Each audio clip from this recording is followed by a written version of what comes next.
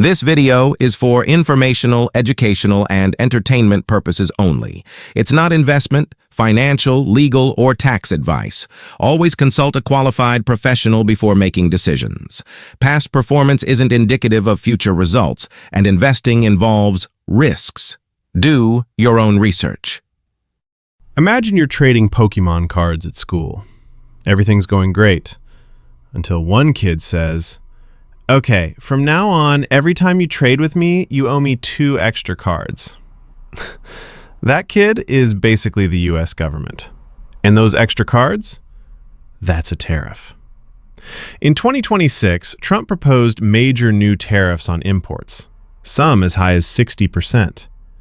So today we're asking, is this genius strategy or economic self-sabotage? Let's explain it like you're 5. This is for education and entertainment, not financial advice. Don't sue me. Talk to a professional. A tariff is basically a toll booth on the global shopping highway. When American companies buy stuff from other countries, cars, steel, tech parts, coffee, the government says, "Cool, pay extra." So if a company imports a $1,000 laptop and there's a 20% tariff, that's now $1,200. Guess who pays the extra $200? Not the foreign country, not the CEO, you. Tariffs are like when your mom says, "You can buy candy from the cheap store, but I'm charging you a fee." The idea? Make foreign stuff expensive so Americans buy local instead. Protection mode activated. Here's the timing twist. Inflation cooled to around 2 to 3%. The economy was growing around 2%. Markets were chilling. And then, boom, Tariff Revival Tour 2026. China gets hit hard. Some tech imports face up to 60%. Europe faces 10 to 20% on cars and industrial goods. Even allies aren't safe.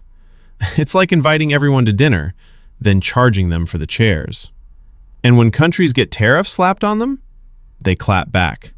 Europe hinted at retaliatory tariffs on American exports. That's how trade wars start. Economic dodgeball. Markets don't love uncertainty. Stocks dipped on the news. Because investors hate one thing more than taxes: surprises. So who wins? Some US manufacturers. If foreign steel costs more, American steel suddenly looks attractive. Factories might reopen. Jobs might grow in certain sectors. But here's the catch. Tariffs don't magically create cheap production. They just make the alternative more expensive. So prices rise. Imported goods cost more. Parts cost more. Companies pass costs on. Groceries? Up. Electronics? Up. Cars? Probably up. It's like putting ankle weights on the economy and calling it strength training.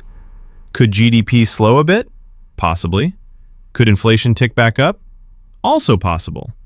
And if inflation rises again, the Federal Reserve could keep interest rates higher longer, which markets definitely do not enjoy. So, boom or bust. Tariffs are a double-edged sword. They can protect certain industries short-term, but they can also raise costs for everyone.